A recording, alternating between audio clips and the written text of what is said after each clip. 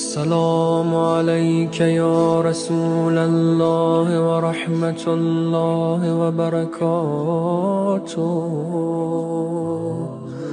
السلام عليك يا محمد بن عبد الله. السلام عليك يا خيرة الله. السلام عليك يا حبيب الله. السلام عليك يا صفوة الله. السلام عليك يا أمين الله. أشهد أنك رسول الله، وأشهد أنك محمد بن عبد الله، وأشهد أنك قد نصحت لأمتك وجاهدت في سبيل ربك وعبدته حتى أتاك اليقين. فجزاك الله يا رسول الله أفضل ما جزى نبيا عن أمته. اللهم صل على محمد وآل محمد أفضل ما صليت على إبراهيم وآل إبراهيم إنك حميد مجيد.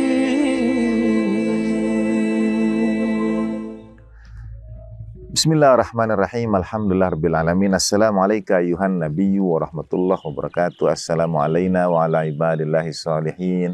Assalamualaikum warahmatullahi wabarakatuh. Asyhadu an la ilaha illallah wahdahu la syarikalah wa asyhadu anna sayyidana Muhammadan abduhu wa rasuluh. Allahumma shalli ala sayyidina Muhammad wa ali sayyidina Muhammad. Suatu saat Himran ibn Ayun datang pada Imam Muhammad al-Baqir alaihi salatu wassalam, menyampaikan kepada Imam, wahai putra Rasulullah sallallahu alaihi wasallam, aku takut, aku khawatir, aku ini termasuk orang yang munafik. Imam Muhammad al-Baqir alaihi salam kemudian mengisahkan peristiwa yang juga pernah terjadi pada para sahabat Rasulullah sallallahu alaihi wasallam. Mereka takut juga, termasuk orang-orang yang munafik. Mengapa? Bagi ketika itu disampaikan pada baginda Nabi sallallahu alaihi wasallam, para sahabat datang, kami takut, termasuk orang munafik ya Rasulullah sallallahu alaihi wasallam. Baginda Nabi bertanya, mengapa? Para sahabat itu menjawab, karena setiap saat kami hadir bersamamu, di hadapanmu, duduk denganmu, mendengarkan nasihatmu, hati kami menjadi tenang dan ketertarikan kami pada akhirat itu menyala-nyala. Ketakutan kami akan neraka, akan kehidupan dunia, dan lain sebagainya. Maksud para sahabat selama bersama baginda Nabi, mereka itu dekat dengan akhirat. Tetapi ketika jauh dari baginda Nabi sallallahu alaihi wasallam, mereka merasa diuji dengan berbagai cobaan. Iman yang mungkin naik dan turun itu mereka rasakan dalam kebersamaan dan ketidakbersamaan baginda Nabi sallallahu alaihi wasallam. Dan ini adalah keadaan yang berubah-ubah dan dikhawatirkan adalah sebuah kemunafikan. Apakah ini bukan keadaan munafik ya Rasulullah? Pertanyaan para sahabat ini saya kira mewakili kita semua.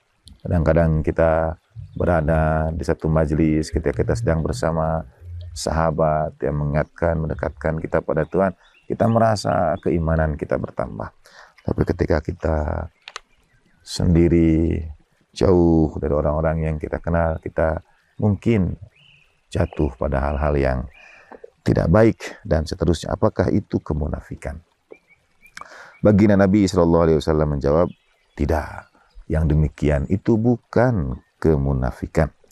Perubahan dan dibolak-baliknya hatimu seperti itu bukan kemunafikan, melainkan godaan setan. Was-was, godaan setan. Nah, lalu apa yang kemudian dimaknai dengan kemunafikan? Kita mengenal ciri munafik yang 3, kalau berkata ia berdusta, kalau berjanji ia ingkari, kalau diberi amanat ia berkhianat. Dari Imam Ja'far As-Shadiq alaihissalam ada tanda kemunafikan lainnya, 4 tanda kemunafikan. Arba'u min alamatin nifaq, 4 alamat kemunafikan. Yang pertama, qasawatul qalbi, kerasnya hati. Hati yang tidak terketuk dengan penderitaan sesama. Hati yang tidak lagi tersentuh melihat saudara-saudara kita kaum muslimin di Palestina teraniaya. Hati yang keras itu ciri kemunafikan. Hati yang tidak punya empati, ciri kemunafikan. Yang kedua, jumudul ain, mata yang beku. Hati yang keras, mata yang beku, mata yang tidak mudah menangis. Kalau saudara mudah tersentuh dan mata dengan cepat mengalirkan tangisan, mudah terharu, syukuri. Itu nikmat karunia Allah Subhanahu wa taala. Menjauhkan diri saudara dari 2 alamat kemunafikan. Hati yang keras dan mata yang beku. Jadi kalau hati kita mudah terharu, mudah tersentuh, lalu kita meneteskan air mata, syukuri. Itu nikmat Allah Subhanahu wa taala. Ciri kemunafikan yang ketiga adalah wal israru ala dzanbi, terus-menerus berbuat dosa. Kalau kita masih punya satu kekurangan, satu keburukan, satu dosa yang sulit kita tinggalkan, itu ciri kemunafikan. Karena sebetulnya setan tidak perlu menggoda lagi, tidak perlu memberikan was-wasah lagi. Dia sudah jatuh dengan sendirinya. Kalau orang itu terbiasa melakukan dosa, jatuh lagi pada dosa yang sama, terus-menerus setan sudah tidak lagi menggoda mereka. Itu ciri kemunafikan. Dan yang keempat adalah yang sering Allah yarham ayahanda tercinta sampaikan, wal hirsu ala dunya, cinta dunia, tamak atas urusan dunia, kesenangan hal-hal yang sifatnya duniawiya dalam artian pemenuhan hasrat nafsu dan sebagainya. Jadi kita melihat 4 ciri kemunafikan ini meluas dari yang 3 ciri tadi, berkata dusta, janji, ingkar, amanat, khianat.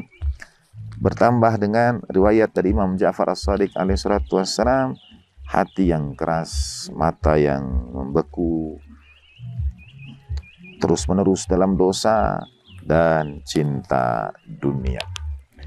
Dan perkara kemunafikan ini sulit selamat kita semua, hatta para penyampai materi agama.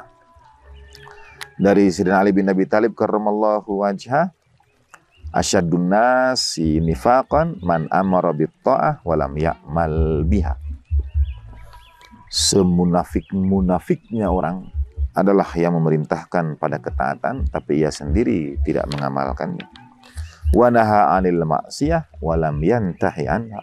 Dan ia melarang orang dari berbuat kemaksiatan tapi ia sendiri tidak menjauhkan diri daripadanya. Nah, yang terakhir, lu bagaimana cara melawannya? Mungkin banyak tips, kiat dan trik dari secara ruhaniyah dari baginda Nabi Shallallahu Alaihi Wasallam. Qala Rasulullah Shallallahu Alaihi Wasallam, irfa'u aswatakum bis salati alayya fa inna tadhhabu bin nifaq. Lantangkan suarakan, tinggikan suaramu dalam bersolawat kepadaku, sabda baginda Nabi Shallallahu Alaihi Wasallam, karena ia membantu menghilangkan, ia membantu menghapuskan kemunafikan. Allahumma salli wa sallim wa barik ala sayyidina Muhammad wa ali sayyidina Muhammad. Walafu minkum wa sallallahu ala sayyidina Muhammadin wa ali tahirin walhamdulillah rabbil alamin wa ma taufiqi illa billah alaihi tawakkaltu alaihi. Wassalamualaikum warahmatullahi wabarakatuh.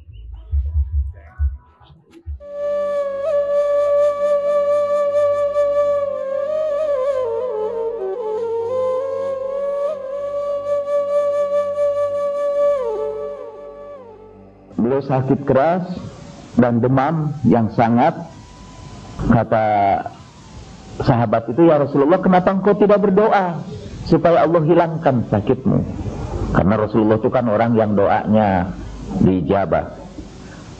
Dan beliau juga sering mendoakan yang lain dan langsung sembuh. Bukan hanya Yesus itu yang menyembuhkan orang yang lumpuh. Nabi juga pernah menyembuhkan orang yang lumpuh sehingga bisa berjalan lagi. Nabi juga menyembuhkan orang yang menderita demam. Bahkan Nabi menyembuhkan orang yang buta sampai bisa melihat. Kenapa engkau tidak doakan sendiri? Kata sahabat itu. Lalu Rasulullah bersabda, para nabi adalah orang yang paling besar mendapat musibah. Karena itu pun demam yang menimpa kami para nabi lebih besar dari demam yang menimpa orang-orang biasa. Kemudian beliau berkata, yang paling banyak mendapat musibah itu adalah kami para nabi, summas salihun, kemudian orang-orang yang saleh, summal amsalu fal amsal, kemudian orang-orang yang mulia, orang-orang yang perilakunya seperti Nabi sallallahu alaihi wasallam. Yubtalar rajulu ala hasbi dinihi. Seseorang itu diberi ujian oleh Allah sesuai dengan tingkat keagamaannya, sesuai dengan tingkat keimanannya. Fa in kana fi dinihi salabatun zida fi balaih. Kalau agamanya itu kuat, kalau imannya itu kuat, Allah tambah ujiannya. Wa in kana fi dinihi riqqatun, kalau agamanya enteng-enteng aja, dientengkan juga musibah baginya. Jadi sekarang kita menemukan cara untuk mengurangi musibah itu. Entengkan agama kita, kurangi agama kita. Karena Nabi adalah orang yang paling tinggi imannya, maka para Nabi pun mendapat musibah yang paling berat. Ma yazalul bala'u bil mu'mini hatta yamshi 'alal ardi wa laysa 'alaihi khati'ah. Tidak henti-hentinya ujian mendatangi seorang mukmin ketika ia berjalan di permukaan bumi ini sampai dia kembali kepada Allah dengan tidak membawa dosa-dosa sedikit pun. Ada sebuah hadis yang tadi saya baca, saya terharu betul baca hadis itu. Diriwayatkan oleh Ibnu Abi Dunya dari Abdullah ibnu Mas'ud radhiyallahu anhu. Kuntu ma'a Rasulillah sallallahu alaihi wa alihi wasallam jalisan fatabassama. Faqulna ya Rasulullah mimma tabassamta? Qala ta'ajjuban lil mu'min min jazaihi min as-saqam walau kana ya'lamu ma lahu fi as-saqam ahabbu an yakuna saqiman hatta yalqa Allah. Thumma tabassama thaniyatan wa rafa'a ra'sahu ila as-sama'. Qulna ya Rasulullah mimma tabassamta wa rafa'ta ra'saka ila as-sama'? Saya tidak akan baca ini seluruhnya karena nanti memperpanjang waktu. Kami sedang bersama Rasulullah duduk, kata Abdullah bin Mas'ud. Tiba-tiba Rasulullah tersenyum. Lalu kami bertanya, ya Rasulullah, kenapa engkau tersenyum? Rasulullah sallallahu alaihi wa alihi bersabda, aku takjub kalau melihat ada seorang mukmin mengeluh kepanjangan karena penyakit yang dideritanya. Sekiranya ia tahu apa yang diperolehnya karena penyakitnya itu, tentulah ia ingin agar sakitnya terus menerus sampai dia berjumpa dengan Allah Ta'ala. Kemudian Nabi tersenyum kedua kalinya dan mengangkat kepalanya ke langit. Aku bertanya, ya Rasulullah, kenapa engkau tersenyum dan kau angkat wajahmu ke langit? Kemudian beliau bersabda, aku takjub dengan dua orang malaikat yang turun dari langit mendatangi seorang hamba yang mukmin di tempat sholatnya. Kemudian malaikat itu tidak menemukan dia di tempat sholatnya. Lalu dia naik lagi menemui Allah subhanahu wa ta'ala dan berkata, ya Rabbi, abduka fulan al-mu'min kunna naktubu lahu minal amal fi yawmin wa laylatin kada wa kada fawajadnahu qad habbistahu fi hibalik falam naktub lahu syai'an min amalik. Tuhanku, dulu itu hambaku itu selalu salat di tempat itu, dan kami selalu menuliskan amal-amal dia yang dilakukan di situ itu setiap hari dan setiap malam. Tapi ketika kami datang ke sana, kami tidak temukan dia di situ karena penyakit dan musibah yang menimpanya telah mencegah dia untuk datang ke tempat itu. Karena itu tidak kami tuliskan amal-amal soleh baginya. Kemudian Tuhan berkata, uktubu li'abadi amalah alladhi kana ya'maluhu fi yawmihi wa laylatih wa la tunqisu minhu syai'a fa'alayya ajrun ma habastahu wa lahu ajrun ma kana ya'malu. tuliskan untuk hambaku itu amal-amal yang pernah dilakukannya di tempat itu malam dan siangnya, jangan kurangi amalnya sedikit pun, karena dia bersabar menanggung musibah yang aku berikan kepadanya. Bagi dia pahala lantaran apa yang dia lakukannya. Karena kamilah maka dia tidak bisa mendatangi tempat sholat itu.